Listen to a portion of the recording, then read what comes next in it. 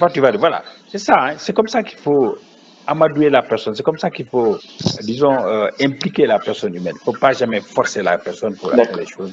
Il faut y aller par les trois. D'abord, vous constatez ensemble. 2, vous donnez votre idée. 3, et vous proposez. Mais vous ne pouvez jamais, voilà, vous ne pouvez pas venir à quelqu'un, lave-toi les mains, mets tes gestes barrières, mets la distance. Non, la personne ne fonctionne pas comme ça. Quand vous le dites, la personne se rebelle. Elle va dire, mais qui moi là? Voilà. Tu connais, hein, les jeunes là, quand tu leur donnes des autres comme ça, ils vont, mais pour qui se prend-il? Oui, non, écoute, voilà. Maintenant, la meilleure façon, comme on a dit, il faut être très doux, très gentil avec les gens. Ah, j'ai constaté que tu ne mets pas la main. J'ai constaté que tu ne prends pas la distance. Tu ne respectes pas la distanciation. J'ai constaté ça. J'ai remarqué que chaque fois, tu es trop proche quand tu parles des gens. Ah, c'est dangereux, hein? Ah oui, parce qu'aujourd'hui, hein, la pandémie, elle est là, hein, elle progresse de manière vertigineuse. Il y a des centaines de milliers de morts à travers le monde. La personne commence à réfléchir. Maintenant, je propose vraiment, je souhaite, ou bien il convient, ou il serait vraiment important pour toi à chaque fois de mettre ton masque en dessous. Voilà, donc c'est un peu ça. C'est bon? Voilà, on saute le plan sur cela, c'est pas la peine. Et on va voir les effets persuasifs. Alors, effet persuasif. Quand on dit effet persuasif, c'est quoi? Alors, comme on l'a dit, hein, on est en train de persuader quelqu'un, n'est-ce pas? Persuader quelqu'un, c'est quoi? C'est utiliser des arguments, n'est-ce pas, pour que la personne soit persuadée, pour que la personne soit convaincue. On cherche ici ce qu'on appelle un changement d'attitude. Au départ, la personne n'a pas l'attitude qu'on veut, ou bien un changement de comportement. Au départ, la personne n'a pas le comportement qu'on souhaite. Maintenant, on va faire de telle sorte que cette personne-là change. Ou bien cette personne-là, évidemment, pratique, n'est-ce pas, une action, n'est-ce pas, qui est recommandée, comme dans le cadre vraiment de la communication contre la pandémie. Alors, il y a d'abord l'effet de méthode. Effet de méthode, c'est quoi? C'est quand on donne des chiffres et des références. Oui, intéressant. Au Sénégal, il y a combien aujourd'hui? Il y a combien d'infectés? Salif. Il y a 200 Oui. cas. Il y a 200 cas infectés qui sont infectés. C'est quoi aujourd'hui? Ou bien le total? Hier? Non, au total maintenant. 200 cas. Ah, 200 cas, c'était trop peu, hein, Divine. Il y en a plus que ça. C'est plus de 2000 en tout cas. 2000 et quelques. Oui, 2000 et quelques. Voilà, 2000 et quelques. Ici à Dakar. À Dakar, tu parles de Dakar, oui, d'accord, c'est bon, c'est bon. Mais alors, c'est ça, 2000 et quelques, il y a 2500 à peu près au Sénégal. Je crois que la dernière fois que j'ai suivi, le bilan c'était vers 2400. Hier, il semble qu'il y a eu de 98, donc on peut dire sans risque de se tromper qu'on est à 2500. Mais 2500, c'est extraordinaire. C'est trop. C'est trop. Mais alors, c'est pour cela que l'État prend des mesures. Donc, pour convaincre les gens, l'État peut dire, ah non, il y a trop de cas communautaires, il y a trop de cas contacts, etc. C'est ça qu'on appelle l'effet méthode. L'effet méthode, c'est le fait de donner des chiffres ou des références pour pouvoir pousser quelqu'un à accepter. La meilleure façon de convaincre quelqu'un, c'est de donner des chiffres. Aujourd'hui, aux États-Unis, c'est 95 000 décès. Décès, je dis bien. Au Sénégal, il y a combien de décès? Il n'y a pas 30 décès actuellement. Il paraît que Trump même est en train de se poser une question. Il a dit, il ne comprend pas pourquoi il y a autant de morts aux États-Unis, alors qu'ici en Afrique, il y a moins de morts. Bon, il se pose la question, hein. Aux États-Unis, chaque jour, il y a des milliers de morts, alors qu'au Sénégal, il y a 2, 3, 4 bon, par mort par jour. Ce qui fait que, bon, on a un nombre de morts. Bon, je ne dis pas que c'est intéressant. Même un mort, c'est déjà trop. Mais voilà, quand on parle d'effet de méthode, c'est ça. Quand on donne des chiffres, n'est-ce pas? Quand on donne des références. C'est ça l'effet de méthode. C'est compris? C'est bon, ça marche? Salif, Divine. Vous voulez convaincre quelqu'un, vous donnez des chiffres. Hein? Voilà, c'est ça l'effet de méthode. Ah, d'accord, monsieur. Vous pouvez donner un exemple? Par exemple, oui. Divine, tu vas me dire? Tu viens de quel pays africain? Ah, monsieur, je viens de la Centrafrique. Ah, mais c'est très bien, tu viens d'un beau pays. Centrafrique, c'est bien. Alors, Merci. si tu veux convaincre, par exemple, voilà, si tu veux convaincre des étudiants, bon, Mm. des gens qui ont le bac en Centrafrique, n'est-ce pas? Tu veux les convaincre pour qu'ils viennent à Dakar. Si tu utilises l'effet de méthode, qu'est-ce que tu vas dire? Bon, monsieur, Avec les je chiffres. vais leur dire que ici à Dakar, Ah, euh, monsieur, premièrement, je vais dire que Dakar, c'est un beau pays et ah non, ce n'est pas dans les à chiffres, je parle de l'école, chiffres. oui, Je, oui, fais, je monsieur parle de chiffres. Samy. Bah, allez, vas-y. Non, je te provoque. Vas-y. Dakar, c'est un beau pays, d'accord? Oui. Oui. Oui, Dakar, c'est un beau Mhm. pays et à Ah, l'école, je ne suis pas beaucoup dans la salle. Nous ne ah, sommes pas ah. beaucoup dans la salle. Nous sommes à Oui. peu près au nombre de 30. Donc, et Oui. là, les cours se font normalement et on arrive bien à assimiler les cours. Voilà. Bon, Donc, l'effet de là, ça chiffre, fait c'est quoi? L'effet de chiffre, je veux l'effet entendre de l'effet de chiffre. l'effet de chiffre. Oui. Nous sommes que 30 élèves dans la Voilà. salle. Eh bien, voilà, c'est bon. Voilà. Donc, ça, c'est intéressant. Donc, l'effet de chiffre, il faut sortir des chiffres. Et ça, là, ah bon, 30 seulement dans la classe? Ah bon? Voilà. Donc, ça, c'est l'effet de chiffre. Même, tu peux aussi dire autre chose. Ah oui, mais écoute, parmi nos amis, 60%, 80% des amis qui avaient réussi le bac, maintenant sont à Dakar pour faire les études. Tu as vu, n'est-ce pas? Alors qu'il n'y a que 20% qui vont en France pour les études. Voilà une manière de convaincre les gens. Hmm? D'accord, monsieur.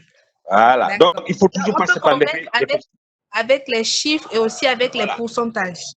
Voilà. Excellent. C'est ça qu'on appelle l'effet de méthode. D'accord, monsieur. Et d'ailleurs, dans la communication, on joue beaucoup sur ça. C'est pour cela. Chaque jour, vous avez le ministère qui fait un communiqué. Le ministère de la Santé fait des communiqués pour parler. Alors là, c'est fait exprès. C'est pour attirer l'attention des gens sur la gravité, n'est-ce pas, de cette maladie. On vous dit oui, tant d'infectés, tant de cas communautaires. Et c'est une très bonne pratique.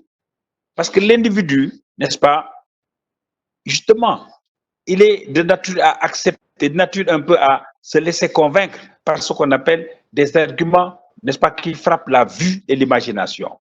Donc c'est pour ça, il est bon de dire aux gens les statistiques tous les jours. Mais quand on sait que ça progresse tous les jours, on va faire attention, n'est-ce pas? Deuxième élément, c'est l'effet d'évidence. Alors, l'effet d'évidence, c'est quoi? Il est nécessaire, il faut. Objectif visé, c'est quoi? C'est mettre en avant ses convictions. C'est quoi l'effet d'évidence? Alors, c'est quelque chose, il est nécessaire, il faut. Quand vous dites, voilà, il y a beaucoup de, voilà, les cas communautaires, il y en a trop. Les cas infectés, il y en a trop. Il est nécessaire que les gens fassent attention. Il faut que vraiment les gens soient plus rigoureux. Donc, c'est évident que les gens doivent être plus rigoureux. C'est évident que les gens doivent être beaucoup plus attentifs. Il est évident que les gens doivent faire attention. Donc, voilà, c'est l'effet d'évidence, n'est-ce pas? Alors, je peux encore avoir d'autres exemples. Hein. Oui, vous êtes en train de convaincre quelqu'un. Oui, vous savez, les étudiants sont très compliqués. Enfin, parce que souvent, ils ont des problèmes de choix de filière, de choix de spécialisation. Alors, c'est pourquoi il faut toujours faire attention. Quand vous dites oui, la filière informatique, il y a un moment où tout le monde voulait faire ça. Tout le monde. Chaque fois qu'on accède à l'enseignement supérieur, à l'université, ah oui, informatique. C'est ça. C'est vrai, l'informatique, c'est vraiment un domaine de pointe. C'est très important. Mais si tout le monde fait informatique, on aura trop d'informaticiens et on n'aura pas beaucoup d'autres spécialistes dans les autres domaines. Alors, vous dites, oui, actuellement, les filières informatiques sont saturées. Il y a trop d'étudiants. Donc, il est nécessaire, il faut maintenant choisir autre chose. Voilà. Maintenant, même, ce n'est pas le cas des filières informatiques, mais c'est le cas des études bancaires. Voilà, ça m'a échappé. Beaucoup de gens font banque, assurance, banque, assurance. Si vous allez 80% des étudiants, banque, assurance, banque, assurance. Maintenant, vous voulez les convaincre de changer, vous dites oui, mais il y en a trop. Beaucoup de gens font cela. Mais si tout le monde fait ça, il est évident qu'il faut changer. Il est évident qu'il faut aller à une autre filière. Donc voilà, c'est un peu la conséquence quand on dit il est évident. Hein. C'est-à-dire qu'il faut et il est nécessaire. Donc voilà. C'est bon? Allô? Allô, monsieur? C'est clair? Oui, monsieur, c'est clair. L'effet d'évidence. Bon, maintenant on passe à l'effet de doute. Effet de doute. Vous savez, parfois vous pouvez convaincre quelqu'un, la personne résiste ou la personne pose des problèmes. Hein? Alors, justement, on va créer le doute dans la tête de la personne. C'est-à-dire, oui. Alors, justement, la personne qui ne veut pas mettre ses masques, voilà, il n'aime pas mettre les masques, n'a pas mettre son masque. Mais la personne veut vivre, tout le monde veut vivre. Hein? Est-ce que vous connaissez quelqu'un qui renonce à la vie? Quelqu'un qui ne veut pas vivre, vous en connaissez? Non, non, monsieur. Moi, je n'en connais pas. Mais justement, l'effet de doute peut dire à la personne, mais comment se fait-il que toi, tu aimes la vie, tu veux vivre, tu veux rester avec ta famille, tu veux créer une famille, tu veux te marier un jour, et tu ne veux pas mettre de masque. C'est ça qu'on appelle l'effet de doute. C'est une sorte de contradiction, n'est-ce pas, dans la personne. C'est semer le doute dans la personne, n'est-ce pas? Alors, c'est un peu ça. Quand on parle d'effet de doute, c'est ça. Donc, pour convaincre quelqu'un, c'est justement ça. Alors oui, quelqu'un vous dira, oui, bon, les études, c'est compliqué, voilà, moi, je préfère ceci, cela, voilà. Mais écoute, comment peux-tu réussir ta vie? Comment veux-tu vraiment avoir de l'argent, épouser une belle femme ou avoir un bon mari, avoir une belle maison, avoir une belle voiture? Comment peux-tu voir tout ça sans aller étudier sérieusement? Non, c'est pas possible. Il faut que les études vraiment soient des études, oui, il faut prendre des études au sérieux, prendre les études au sérieux pour pouvoir réussir ça. Voilà pourquoi on parle d'effet de doute. Alors, objectif visé, c'est quoi? On questionne la personne pour la mettre en difficulté. Oui, on questionne, voilà. Par exemple, oui, c'est ça, souvent ça arrive. Hein. Les gens veulent une chose et ne veulent pas faire le sacrifice qu'il faut. Ouais.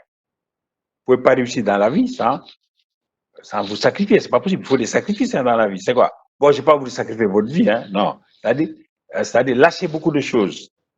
Quand vous voulez vraiment réussir dans la vie, bon, il est clair que tout ce qui est partie ludique, tout ce qui est partie amusement, bon, vous tirez un trait dessus. Quand vous êtes à l'approche des examens, vous n'allez plus vous permettre d'aller sortir, d'aller faire ceci ou faire cela. Donc, c'est ce qu'on appelle le sacrifice. Il faut, en toute chose, il est bon de se sacrifier. Hein? Donc, voilà un peu. Alors, effet d'implication. L'effet d'implication, c'est quoi?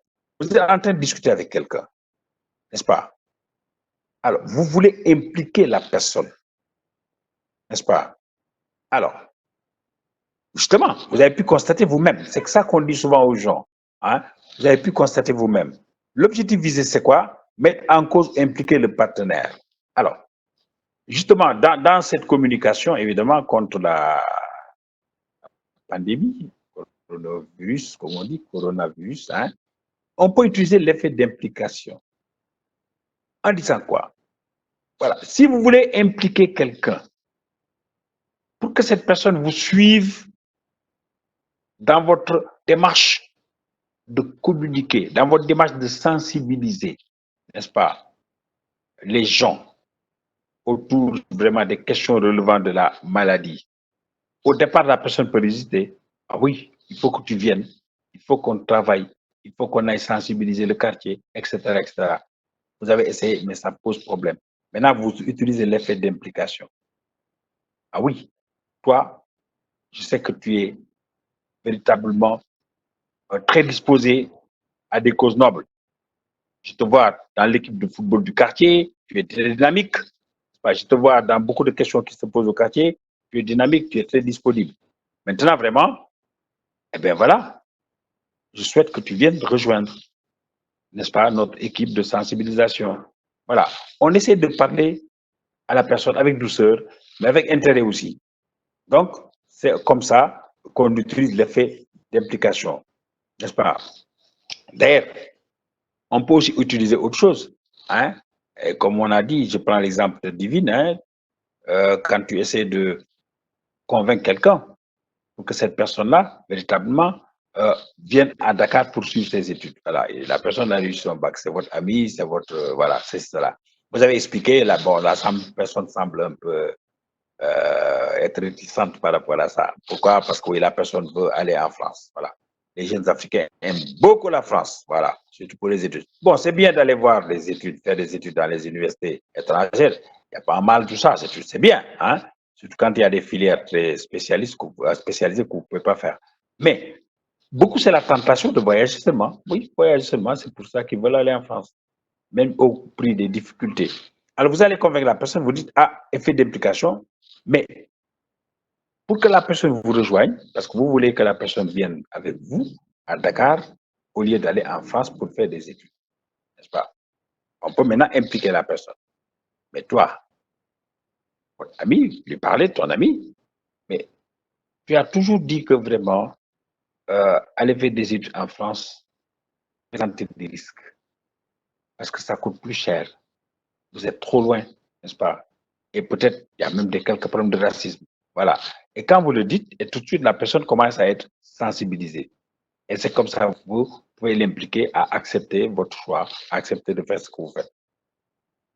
L'effet d'exemplarité. Quand on parle d'effet d'exemplarité, oui, si nous revenons un peu sur les gestes de barrière, c'est intéressant.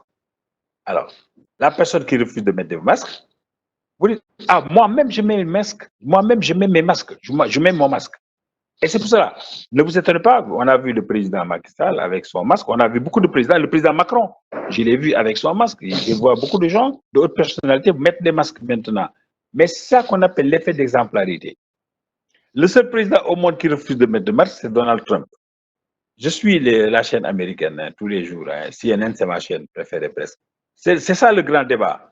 C'est ça le débat. Les États-Unis se posent la question, les Américains, pourquoi Donald Trump ne veut pas mettre de masque? Il a dit qu'il ne veut pas mettre de masque. Et bien, ça pose problème. Vous ne pouvez pas vraiment mener une campagne de sensibilisation. Vous ne pouvez pas maintenant vous montrer un exemple si vous refusez de faire ce que les gens doivent faire. C'est le problème aujourd'hui aux États-Unis, c'est ça qui se pose. Bon, hier, ce matin même, je l'ai suivi, très tôt le matin, vers 6 heures, je crois, j'ai suivi le journal. Alors, il a montré son masque pour dire, voilà, j'ai un masque, mais je ne vous ferai jamais le plaisir de mettre de masque. Vous, les journalistes, voilà, il est en train de provoquer un peu. Voilà, mais il ne met pas le masque. Et ça, c'est un problème. Et ça qu'on appelle l'effet d'exemple. Si vous voyez le président mettre un masque, si vous voyez les ministres mettre des masques, ça, c'est ce qu'on appelle l'effet d'exemplarité. Regardez la télé, toutes les personnalités qui peuvent être des personnalités qui influencent, n'est-ce pas, l'opinion, ils mettent des masques. C'est pour cela que Macron met son masque, le président Macron, le président Macky, et même beaucoup de gens mettent des masques. Quand on le regarde, on dit, ah oui, vous voyez, le président même a mis son masque. Alors, c'est ça l'effet d'exemplarité. Vous ne pouvez pas dire à quelqu'un de mettre son masque si vous ne mettez pas de masque.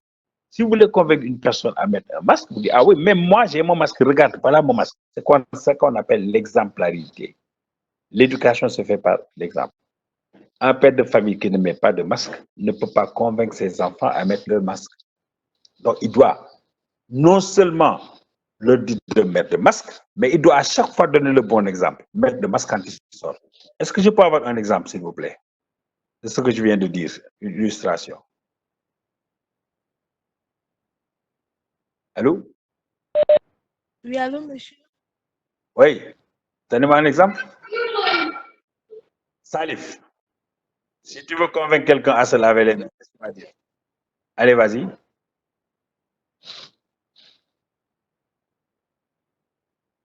Ah oui, n'importe où, hein, dans tous les domaines, oui. Oui.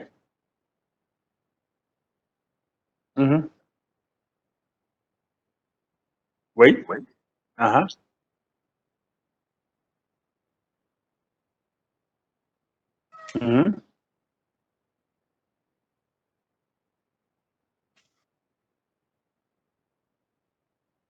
Tu as raison. Mais ici, on parle d'effet d'exemplarité. Exemplarité, ça veut dire montrer l'exemple.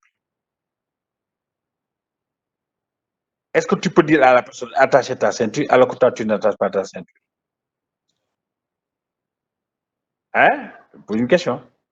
Est-ce que tu peux dire à la personne, c'est toi qui conduis le véhicule, tu n'as pas ta ceinture, là, elle n'est pas attachée, mais est-ce que tu peux dire à l'autre personne, attache ta ceinture, alors que toi, tu n'as pas attaché? La personne va te dire quoi?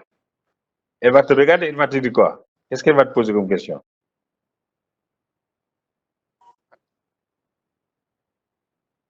Voilà, voilà.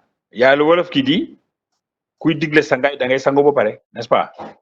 Avant de demander à quelqu'un de se laver, il faut se laver, n'est-ce pas? C'est le proverbe Wolof qui le dit. Voilà, il faut d'abord te laver. Mais tu ne peux pas refuser